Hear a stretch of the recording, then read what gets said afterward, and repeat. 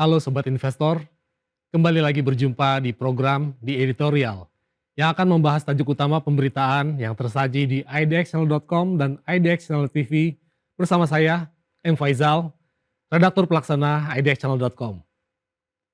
Sobat Investor, optimisme terhadap arah kebijakan fiskal Indonesia kembali mencuat setelah pemerintah menetapkan alokasi perlindungan sosial atau Perlinsos senilai 508 triliun dalam rancangan anggaran pendapatan dan belanja negara atau RAPBN 2026.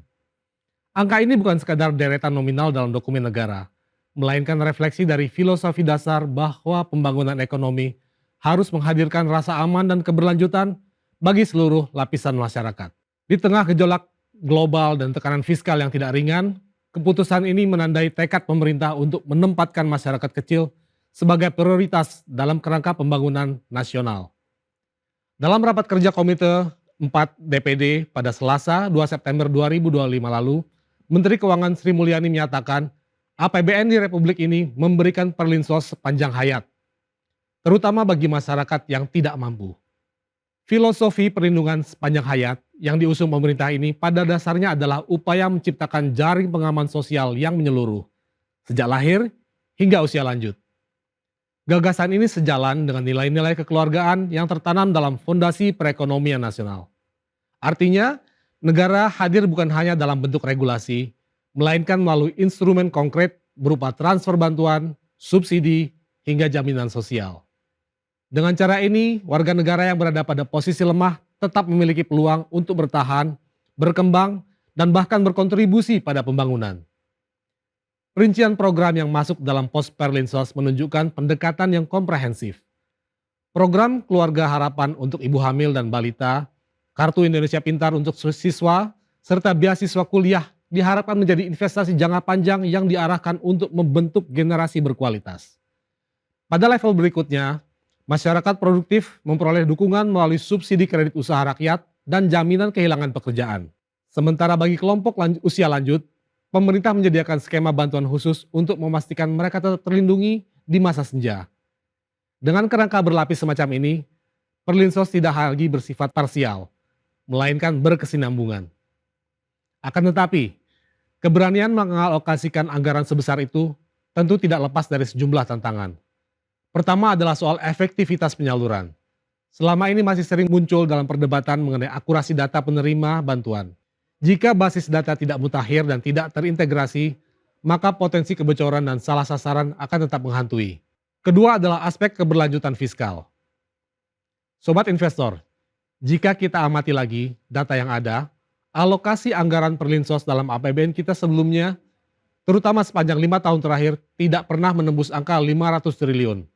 Alokasi terbesar terjadi pada 2021 lalu ketika pemerintah menganggarkan sebesar 468,2 triliun untuk pos tersebut.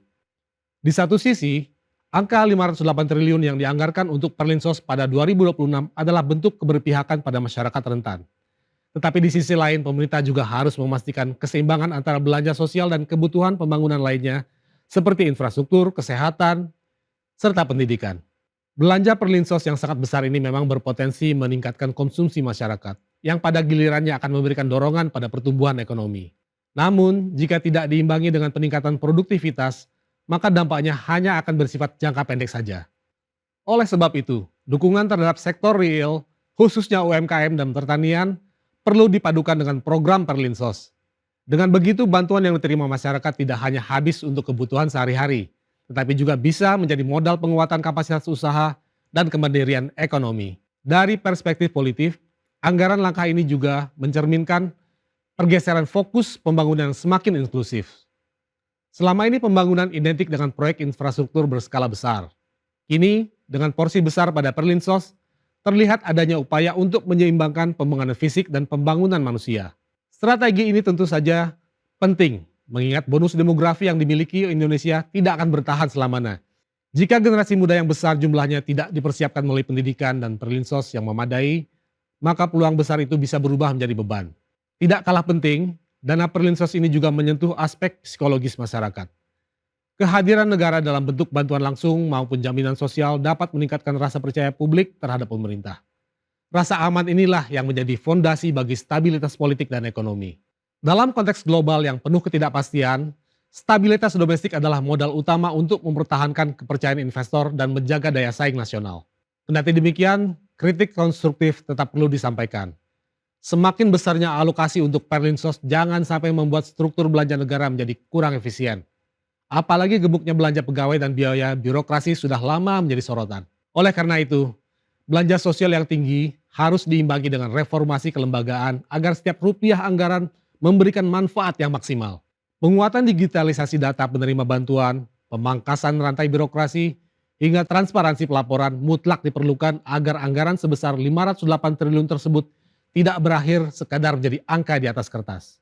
Tantangan lainnya adalah membangun kesadaran kolektif bahwa Perlinsos bukan hanya tanggung jawab pemerintah, tetapi juga masyarakat yang lebih mampu.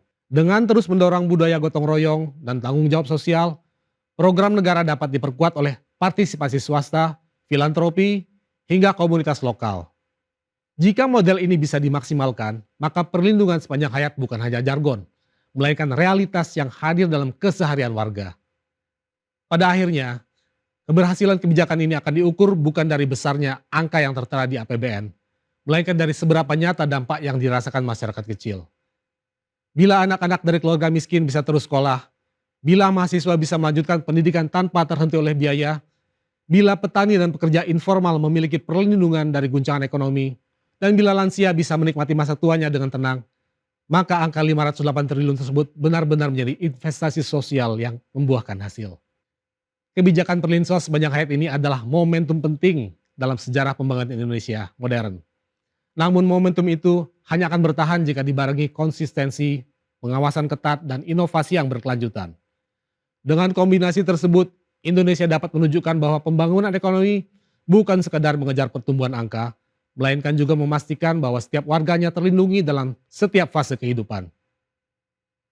Demikian program di editorial edisi kali ini, saya M. Faizal pamit undur diri. Pantau terus berita ekonomi, bisnis, dan pasar modal hanya di IDX Channel TV, idxchannel.com, dan media sosial IDX Channel. Sampai jumpa.